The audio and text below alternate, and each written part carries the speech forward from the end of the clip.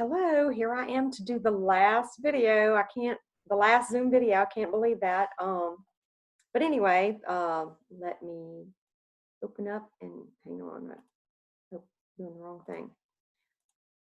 Let me share the screen and let's get busy. Spiral number 4. Okay, we've done a little bit with this, but not nearly enough for you to know what you're doing. So I can understand if you use a lot of what I give you. But what we're doing is, notice there's only one number. So you can't add anything, you can't subtract anything. You can only multiply and divide because you can sit things beside each other. So there's a lot of things you can't do here. But it says to solve for h. So I like to mark what I'm going to be solved for. That simply means I have to get rid of the r, get rid of the d, get rid of the g and the 2. Have to get rid of them all. From this side, they have to transfer over here correctly, mathematically correctly. So what I'm going to do first is get rid of the 2 simply by multiplication. So it'll feel very strange, but you'll say, oh yeah, that makes sense, that makes sense. Now, every time you do this, you want to strike that out because you don't do anything with it over here. The 2's divide away, and over here, this is a numerator, that's a numerator, so we're going to write 2t. Okay, now over here, what I have left is RHDG.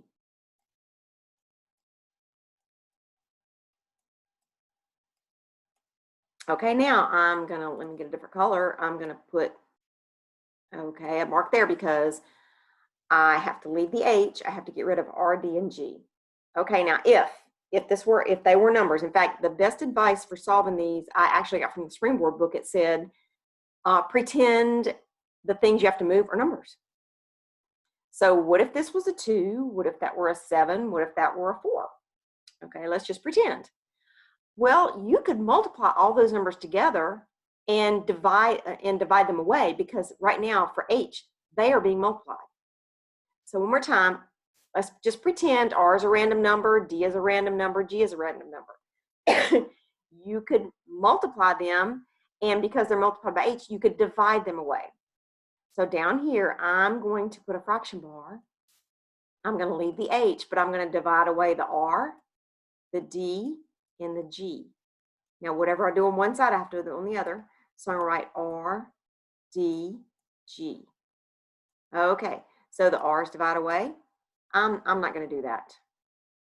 Actually, I'll do it and then I'll take it back off. The D's divide away, the G's divide away. Do you see the H's left? Okay, so I'm going to back up. Okay, let me put the D and the G back. And you notice that all these divide away except for the H. So over here, I'm going to put the answer as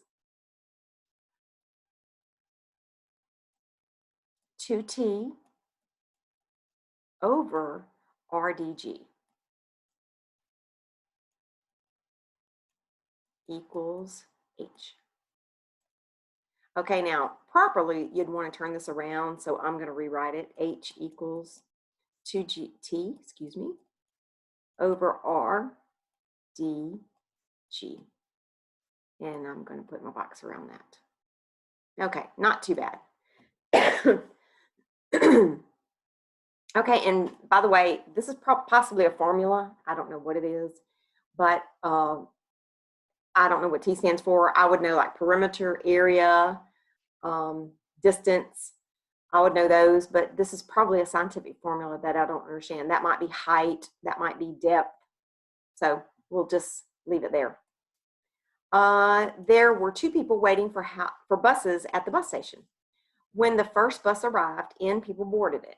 The remaining P people waited for buses to other places. Use this equation to find N, the number of people who boarded the first bus. Correct. So there were total number of people. Some people got on the bus, and these were the people that were waiting for another bus. Makes sense, because when you get on the bus, it technically subtracts from the total people. So what we're going to do is we have to solve this in terms for N. So I'm going to rewrite it. T minus N equals P. And again, I'm going to put, we're looking for N, so I'm going to put a dot here. That's what we leave. So we have to get rid of t correctly. What if a t were a 7 or a 10? What if it were a random number? How would you get rid of it? And I've already told you this is the answer. You can't move the answer. So we're going to pretend that p is a number and t is a number. So what we need to do is subtract t because it is positive. Okay, now I realize this doesn't make much sense. Okay, so we're going to go up here where we have some more room. So what is t minus t? It subtracts away. Minus n is left. Okay, now how do you write this? We don't know p, we don't know t, so we just have to write them beside each other. P minus t. Okay. Now, they didn't ask for negative t, they asked for t. Excuse me, negative n, they asked for n. So we have to divide away that negative 1. Now, this you should be familiar with because when we solve for y, we have to do this. Now we have to simplify fractions. So we finally have n equals a positive and a negative makes a negative p here. Anything divided by 1 is itself. Okay, 2 negatives here make plus. And t, we don't need the 1 on the bottom. So this is your final answer.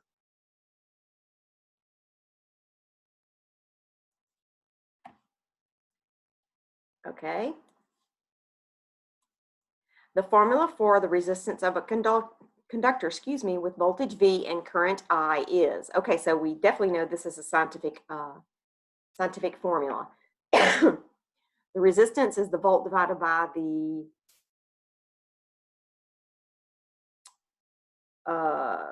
I don't know. I should know this, but I don't. Anyway, this is the current. So anyway, we want to solve for V. So I'm going to put a dot by the V. I'm going to rewrite it.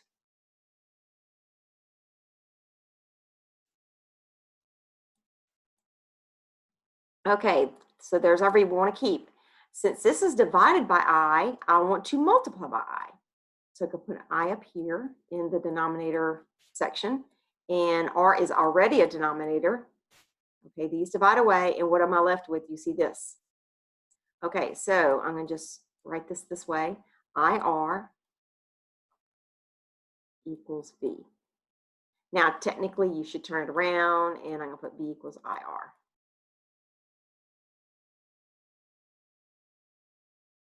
And there you go.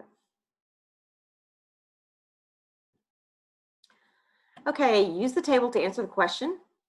A scientist measures the water temperature in Gulf at Gulfport on the 15th of each month. So this is January 15th, February 15th, and so forth. Her data is shown in the table. What is the average rate of change? Okay, average rate of change is another word for slope.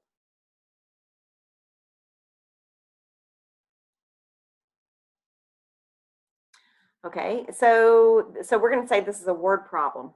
You should remember that when we need 2 points. When you're writing points for a word problem, you always use time first and then units.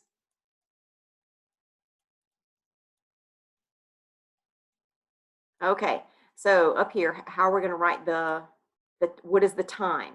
Well, I'm going to say that January is the first month, second month, third month, fourth month, fifth month, 6 months, okay, and so forth.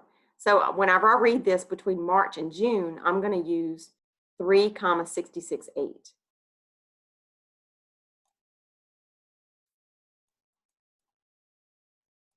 Okay, and the second point is June 15th, so I'm going to use 6,82.4.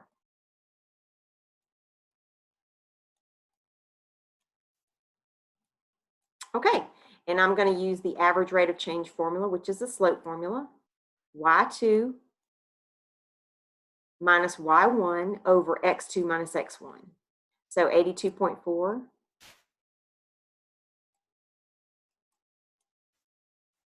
minus 66.8 and 6 minus 3. Okay, I have already subtracted this and I got 15.6 over 3. Now I can divide this in my head. I'm going to say 3 into 15 and 3 into 6 separately. So 3 into 15 is 5, and 3 into 6 is 2. So that's not too bad. And so we want to write that out. This is a word problem. So we want to write 5.2 degrees. Okay, hang on. I'm going to use the typewriter. Degrees degrees Fahrenheit per month. Okay, so let me fix that up. Okay, that does good. And let's turn it purple to match. Here we go. And bold it. Okay, so 52 degrees Fahrenheit per month. And we will put a box around that answer. Okay, so much easier to type. Okay, number 5. The table compares the gas mileage of a car to the distance the car can travel on 1 tank of gas. Okay, so the more miles you have, miles per gallon you get, you can cover more distance. Okay. So a scatter plot of the data is also known. For this line of best fit, predict what the gas mileage must be for a car to travel 250 miles.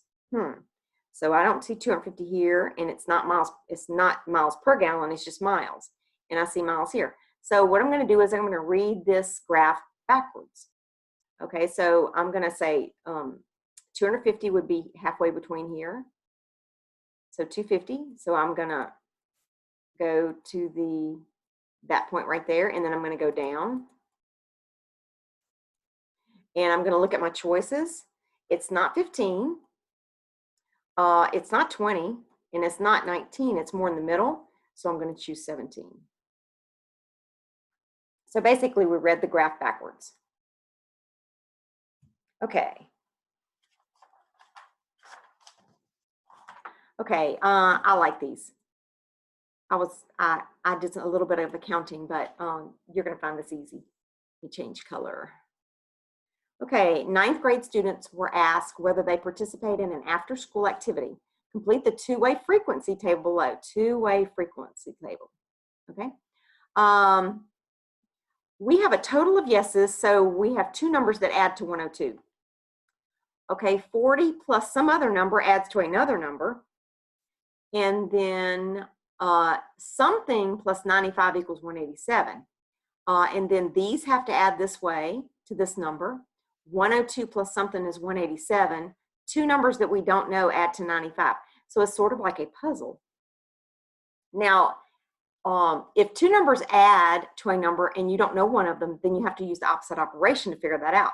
So we're going to say 187 minus 102.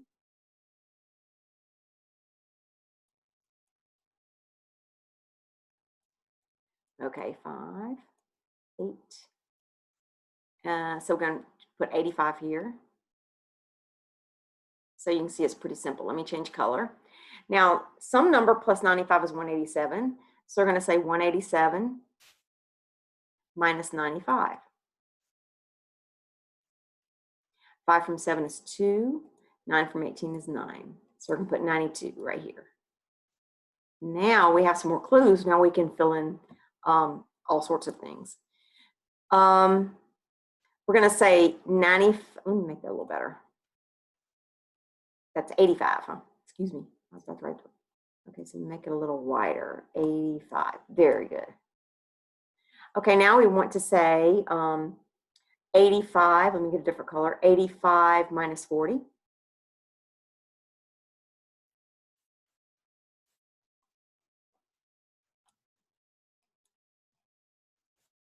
Okay, so 45 here. Okay, and now we're going to say 92 minus 40, and we're going to say 95 minus 45. So it just continues. Okay, so 95 minus 45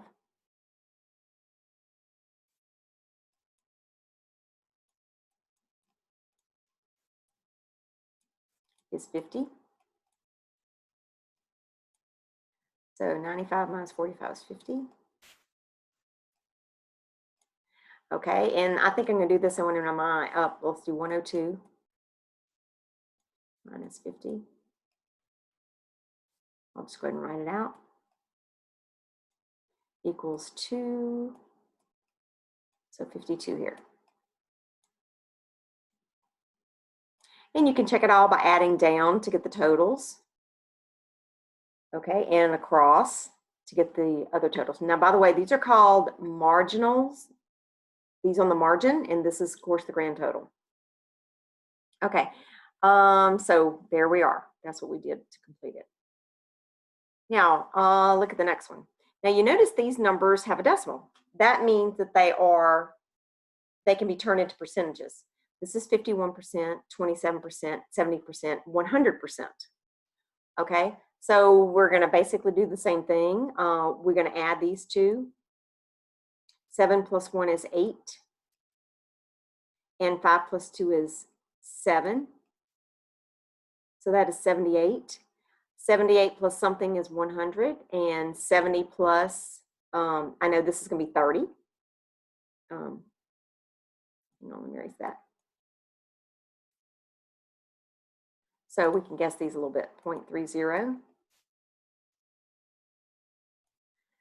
Okay, now I'm going to, let's see, get a different color. We're going to say 0.70 minus 51. Okay, 6. Okay, 1 from 10 is 9, and 5 from 6 is 1. So this is 0.19. Okay, there we go. And we haven't used blue yet. We can say, oh, I can do this in my mind. 0.30 minus 27 is 0.03. And the last one I can just add. 19, 20, 21, 22, 0.22. So there you have it, 22%, 100%, and so forth. Okay, the hourly rates of employees of a supermarket are given. We're going to be finding all that. So I'm going to take some time to look for the smallest number, because if we're doing median, we have to have them in order. So what I'm going to do is look for the smallest 8, 22, 7. Okay, so 785.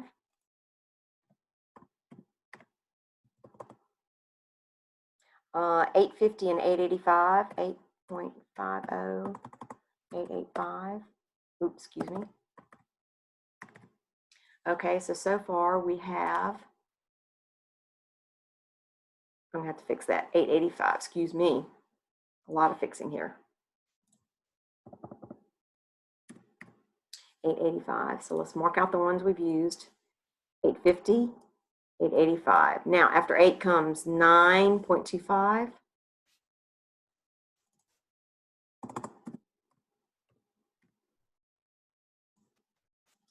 Make these a little smaller.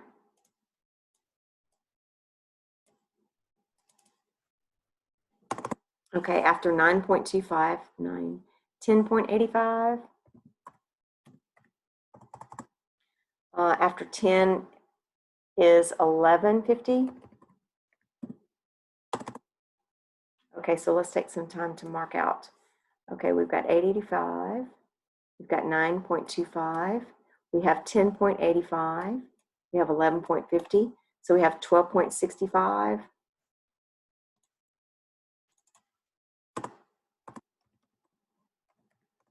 And the last one is 22.50.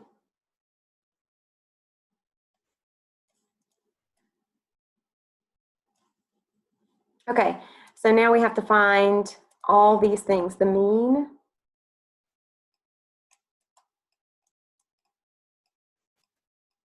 okay, and you got, trust me please, I added all these up and I got 91.95. I divided by the number of numbers, 1, 2, 3, 4, 5, 6, 7, 8. 1, 2, 3, 4, 5, 6, 7, 8, just to be sure. And I got 11, put a dollar sign on here because this is money, 11.45. 49.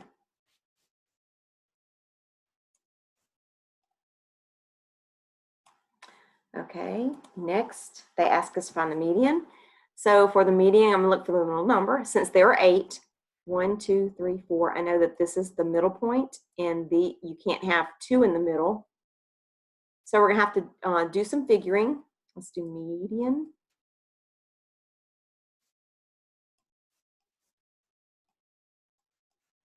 We add these two numbers together.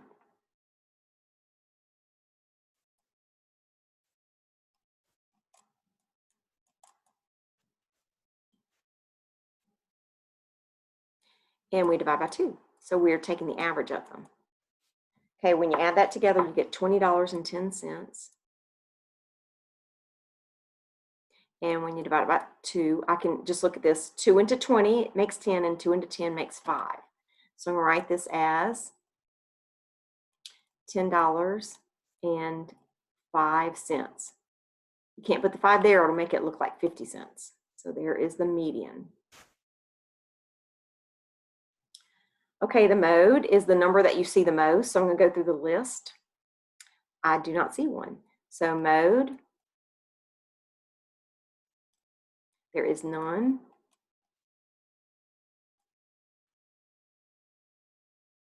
Okay, that could be a little better.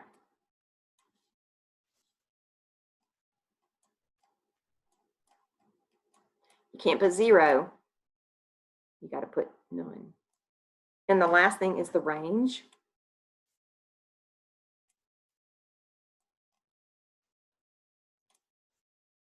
And that is the highest number minus the lowest number.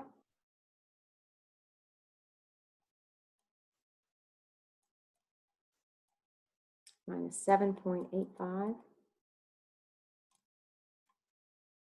And I've done this in advance, it's 14.62. Excuse me, 65.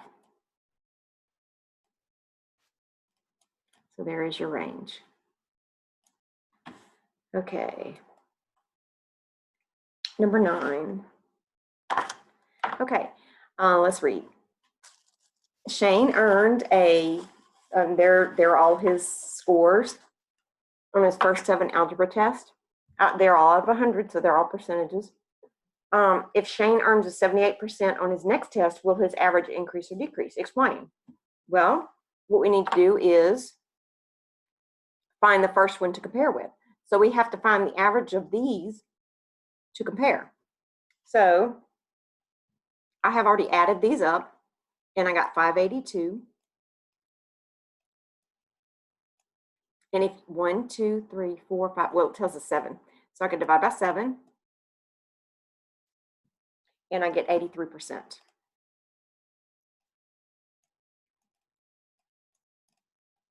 So that's his current one. So he's wondering if he makes a lower grade, will it bring it down or up? Okay, so I'm going to type, and you may already know this fact, but I'm going to put since his average now, excuse me, is 83%.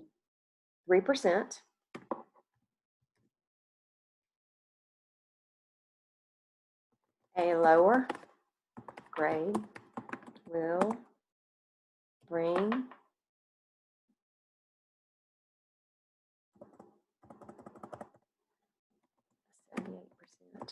will bring his average. Okay, so with averages, if you make a lower than average, you'll bring it down. If you make higher than average, you'll bring it up.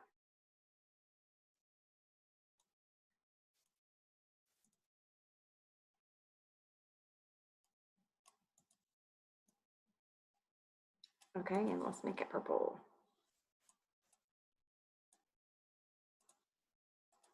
Okay. Now, what I did after that was I actually figured it with a 78, and here's what I found. So I added 582 plus that 78, and I got 660. divided by 8, because now he has 8 scores, and I got 82.5, which shows you it brought it down a little. Not much, but it brought it down. So that proves that what we did was right. Okay, B.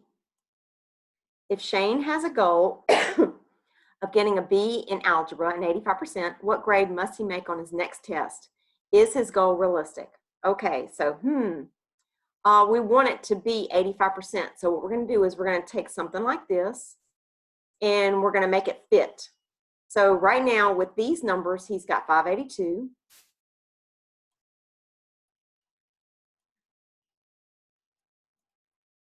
Plus a score that we don't know. I'm going to put an X. And after he takes that test, he will have 8 to divide by, and he wants it to be 85%. Okay, so now that we've set this up again, the sum of all of his scores so far plus this other unknown score divided by 8, and we want it to be 85%. So if I look at this, it has a denominator. So what I want to do is to multiply both sides by 8. Okay, and of course these two divide away, and now I have 582 plus X equals 8 times 85, and that is 680.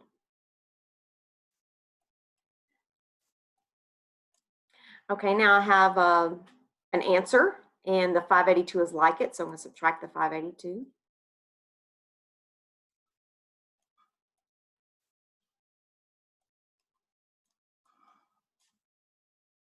Okay, and I get, going further, X equals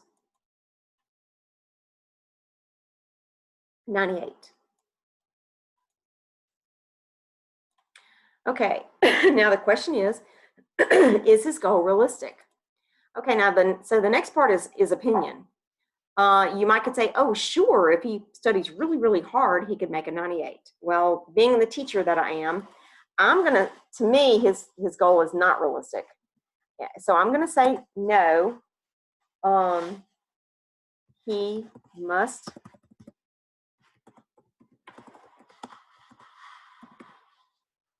make a 98%.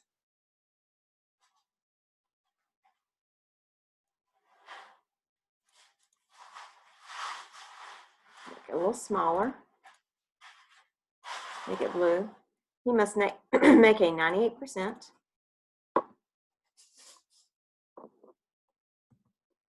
His highest grade so far is a 90%. This will be much harder. So in my opinion, I don't think he has a chance of getting his higher grade. But again, miracles happen every day, right? So who knows? Okay, let's go to number 11. Use the table to answer the questions. Okay, so let's look at this. A new park survey. We have the east side and we have Westlake. People for the park, people against the park, and undecided. A community has decided whether to raise taxes to create a new park. Voters in 2 neighborhoods are surveyed about the issue. The results are shown in the table. Which conclusion is best supported by the data? Okay, more than 50% of the people surveyed support the park. Okay, support. So that is going to be for. So since I have this written here, I'm going to take the time to add these and get some totals. 6 plus 9 is 15. And 4 plus 4 is 8, plus 1 is 9. And 3 plus 3 is 6. So I have 695 people. I'm going to go ahead and add this. 5. 5 plus 2 is 7. And 1 plus 2 is 3. 3, 5, and 2 plus 2 is 4. Now I did that because I want to add these all, because if I'm going to get percent, if I'm going to start doing percentages, then I have to be able to divide by something.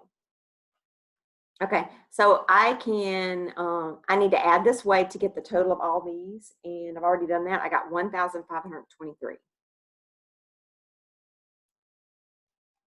So for all these that say percentage, we have to take a number and divide.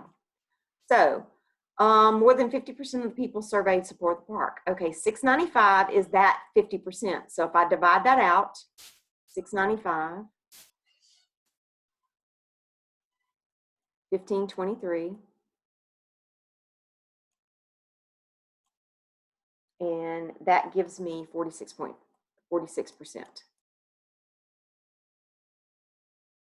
And I'm going to say no. Okay, now I'm going to go to another color. About the same percentage of East Side and West Lake voters support the park. Okay, support. Okay, 346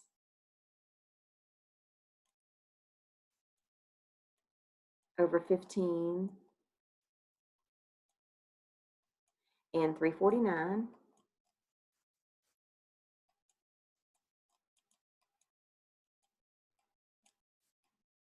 So I'm going to put this in green, and I got 22.7 versus 22.9.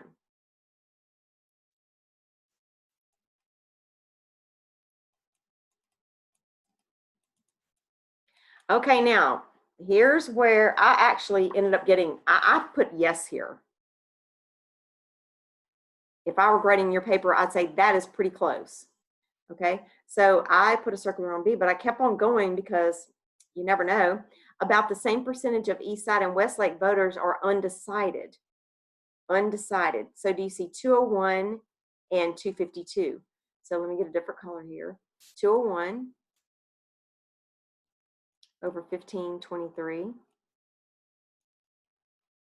and 252. Now, you know that's not going to be the same. Those numbers are kind of far apart, so I'm predicting this to be a no. Okay, so when I divided that out, I got 13% versus 16%.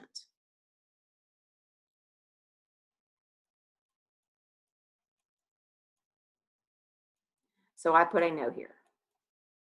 Okay, now when I got to the bottom one, I'm expecting this to be a no. The percentage of Westlake residents who are against, Westlake against 250, is about twice the percentage of the East Side residents who are against. Now I know 250, if you split it in half, you get 1250. So when I divided this out, I got 8%. Let me get a different color. I got 8% versus 16%. So I put a yes here as well. So I have two answers, and I'm sticking by them. Okay. Okay, let's keep going. Use the graph to answer the question. Which equation relates g of x to f of x? So what did they do to f of x to get g of x? This is kind of confusing. So I'm going to look here. This is the beginning. How is g of x related to f of x? So do you see that we're going to the 1, 2, 3, 4, 5, get a different color. We're going 5 units to the right. Okay, so I have to look and see which one of these is to the right. Well, if it's outside, this is up. So that's not it. If it's outside, it's, in this case, in negative, it's down. Let's put the 5 there. Okay, this is inside, but remember, inside is the opposite of what you think. So when it says plus 5, this goes to the left.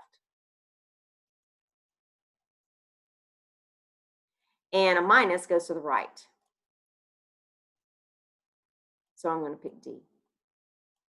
Okay. Okay, last problem. Get a different color. Okay, do you see these have the same g of x is first and f of x is? So f of x, the blue, is the beginning. So you want to know, what did they do to get g? And if you look right here and you count, now this is a -2 and that's a -4, so I'm assuming this is -3. So if you go up to get to 0, you go up 1, 2, 3. So this is up 3. So I'm looking for what is up. When it's outside the parentheses, it's true to what you think it is. So this is down. Okay, this is up 3 because it's positive. So that's my answer. And of course, this would be the opposite of what you see. So this would be to the right. And this would be to the left.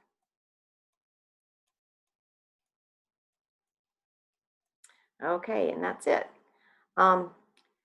This might be the last Zoom video. Hopefully, the next time I see you guys, it'll be at Walker High School in a couple of months. So I'm going to let you go and share this on YouTube. You guys have a good day.